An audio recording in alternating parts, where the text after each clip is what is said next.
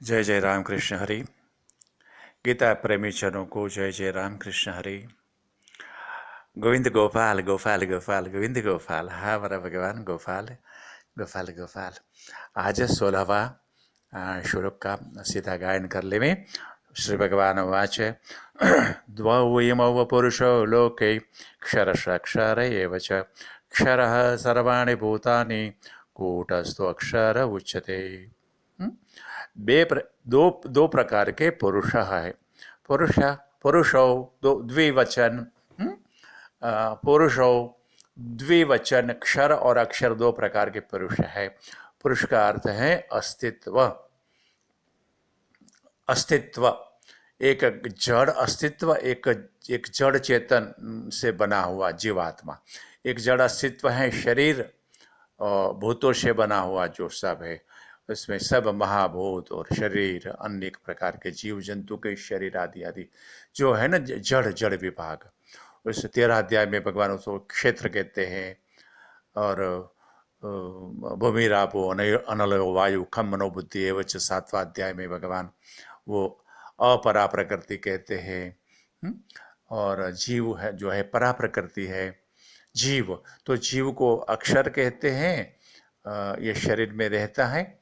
और गोपाल गोपाल हरे कृष्ण भगवान कहते हैं।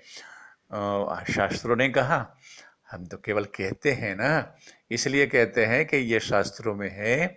ऐसा बोलने, सोचने से, पढ़ने से, कहने से, सुनने से हमारा अंतःकरण पवित्र होता है। अनेकों बार ऐसा शास्त्रों में कहा गया है। भले विवेकानंद जी महाराज तो कभी कभी कहा करते थे, वो अश्रद्धालु हो जाते थे। अश्रद्धालु, वो रो पड़ते थे। गोपाल गोपाल बोलो।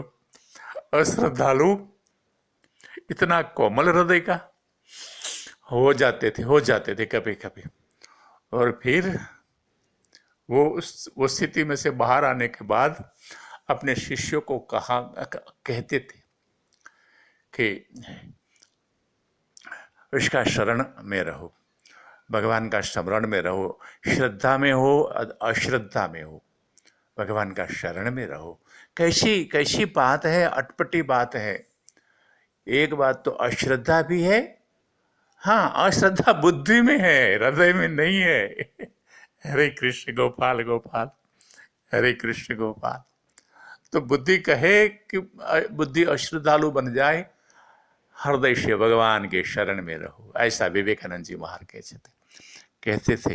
तो ये और वो भी कहते थे कि अश्रद्धालु अवस्था में भी भगवान को के शरण में रहो। कुछ भी हो जाए, मतलब कि बुद्धि भले ना कहे, मन नहीं, मस्तिष्क और बुद्धि का जब लड़ाई होती है, बुद्धि की और हृदय की, तो किसके पक्ष में रहे? विवेकानंद जी महाराज ने कहा, हृदय के साथ रहो गोपाल। हे कृष्ण, हृदय के साथ रहो। न च अभावतः शांति, न भावना नहीं है तो शांति नहीं है।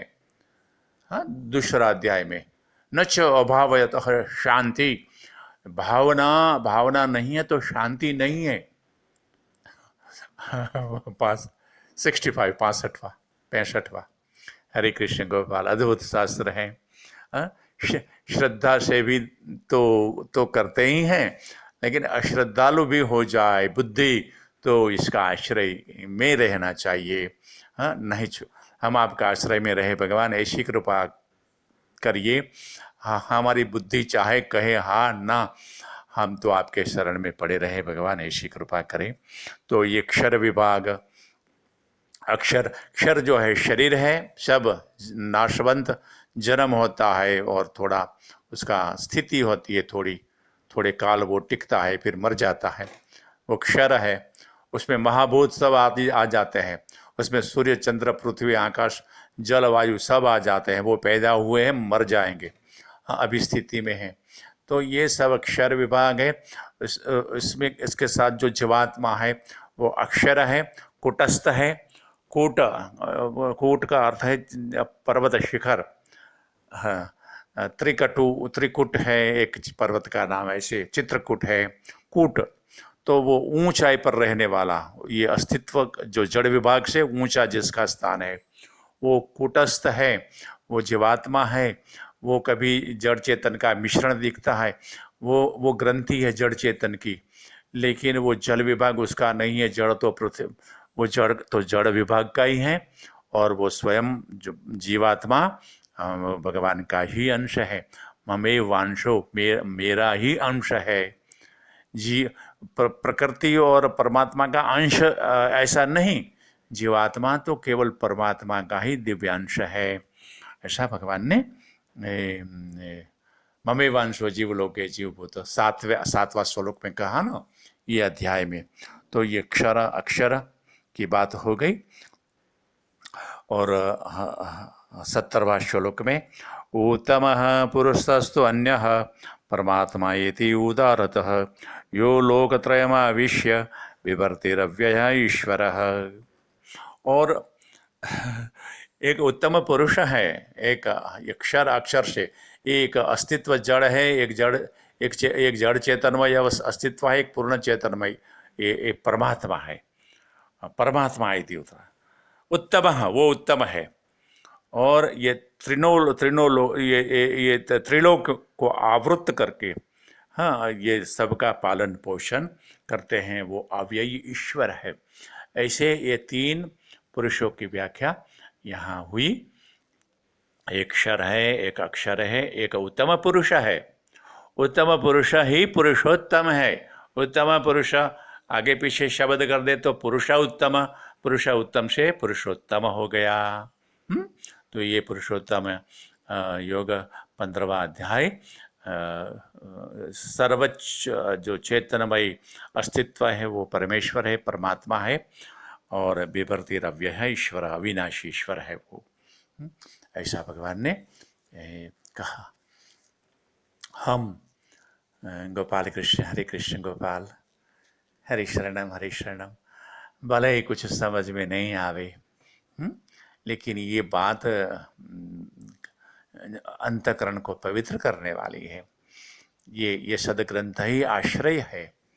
सदग्रंथ ये ऋषियों की परंपरा से आया हुआ है। और आज कहीं कितने युग निकल गए, आज भी हमारे लिए ये सब हमारे लिए हमारे आजू बाजू में उपलब्ध है। गीता, रामायण, हमारे पुराण सब ऋषियों की प्रसादी है। उपनिषद, वेद, उसके लिए वो सब के सब तो उसका आदर के साथ, श्रद्धा के साथ, श्रद्धा नहीं हो तो भी, ऐसा भी विवेकानंद जी की बात चली कि श्रद्धा बुद्धि का विषय है ना। श्रद्धा हृदय जो है ना, वो भगवान की भक्ति, आश्रय, ये जो है हृदय से है। तो भाव और बुद्धि से भाव के ही पक्ष में रहना चाहिए, और भाव से ही शांति मिलती है। ऐसा दूसरा श्लोक में, दूसरा अध्याय में भगवान ने कहा, 65 में। एक उत्तम पुरुष, एक क्षर पुरुष, एक अक्षर पुरुष। गोपाल, हम कुछ नहीं जानते हुए भी इतना जानते हैं कि भगवान का ये हम भजन करते हैं। हम क्या करते हैं? ये बोलते हैं, उस पर हम चिंतन करते हैं। बिना चिंतन तो नहीं चलता है। आप सुन रहे हैं तो सुनने वाले, बोलने वाले, चिंतन करने वाले, इसके लिए ये विशेष श्रद्धा ऋषि ये सब धारण करते हैं। और जब ये भजन होता है, और भजन अंतःकरण की शुद्धि, भगवान की प्रसन्नता के अर्थ कर रहे हैं हम। गोपाल कृष्ण गोपाल, ये 3 प्रकार के पुरुष, कोई हमारे अनेक ऋषियों ने कहा है ना, इतने ऋषि, इतने पंथ हैं, इतने शास्त्र है, इतने मत हैं। उद्धव जी ने भगवान को एक बार पूछा, वो 10वें स्कंद के बाद भगवान की ये मथुरा गोकुल आज ये लीला जो समाप्त हो गई, उसके बाद का जो स्कंद है, ब्रजभूमि की प्रेम लीला, आनंद लीला जब समाप्त हो गई, बाल लीला, उसके बाद का स्कंद है 11वां स्कंद। हो सकता है शायद 12वां स्कंद में ये संवाद हो। अब स्मृति लेकिन 10वां नहीं है, 10 के बाद दो स्कंद बचा है। उसमें उद्धव जी ने पूछा, भगवान कोई कोई ऋषि कहते हैं 25 तत्व है ये हमारे अध्यात्म शास्त्रों में, कोई 25 कहते हैं, कोई 24 कहते हैं, कोई जैसे ये कोई 12-15 कहते हैं, कोई 3 कहते हैं, 2 है, कोई 1 है, ऐसा अलग अलग कहते हैं। तो तो ऐसा क्यों है और ये सत्य क्या है? तो भगवान ने ये कहा कि ये सब सत्य है। भगवान एक तत्व कहने वाला और 2 तत्व कहने वाला दोनों सत्य है। गोपाल गोपाल। अर्जुन ने नहीं कहा, तीसरे अध्याय में 5वें अध्याय में 2 जगह कहा, भगवान आप कहते हो और मेरा मन भ्रमित होता है, कभी ज्ञान की बात, कभी ये कर्म की बात है, ये आप निश्चय करके कहो भगवान मैं क्या करूं।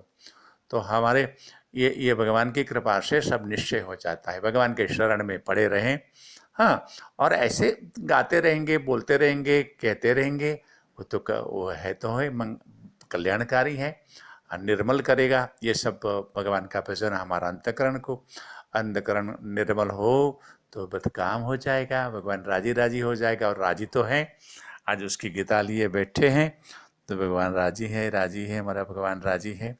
गोपाल गोपाल कृष्ण कृष्ण। तो भगवान ने कहा, उद्धव ये सब सत्य इसलिए है कि कोई भी मार्ग का अनुसरण करो, कोई भी मार्ग का की उपासना करो, सब एक जगह ही पहुँचोगे आप। जो अंतिम है ना मनुष्य जाति, जहाँ जाना चाहती है, पहुँचना चाहती है, वहाँ पहुँच जाओगे। ध्यानेन आत्मनि पश्यन्ति, हाँ, 13वां अध्याय में भगवान ने कहा, कोई ध्यान से, कोई कर्मयोग से, कोई सांख्य योग से। हाँ, 12वां अध्याय में अथ चित्तम समादातुम न शक्नोषि मयि स्थिरम, ये नहीं तो वो कर, वो नहीं तो ये कर, ये नहीं तो वो कर, नहीं तो सर्व कर्मों का फलों का त्याग कर, वगैरह कहा ना भगवान ने। तो आखिर एक ही है, एकम सांख्यम च योगम च, 5वां अध्याय में भगवान ने कहा।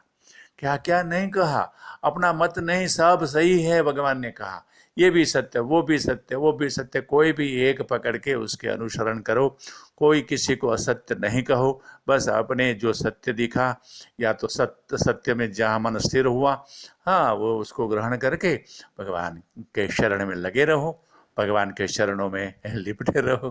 गोपाल गोपाल, लिपटे रहो मतलब कि बैठे रहो नहीं, भगवान का स्मरण करते करते युद्धच्च, भगवान ने 8वां अध्याय में कहा, मेरा स्मरण कर और संसार का कर्म भी कर, तेरा कर्तव्य कर्म भी कर।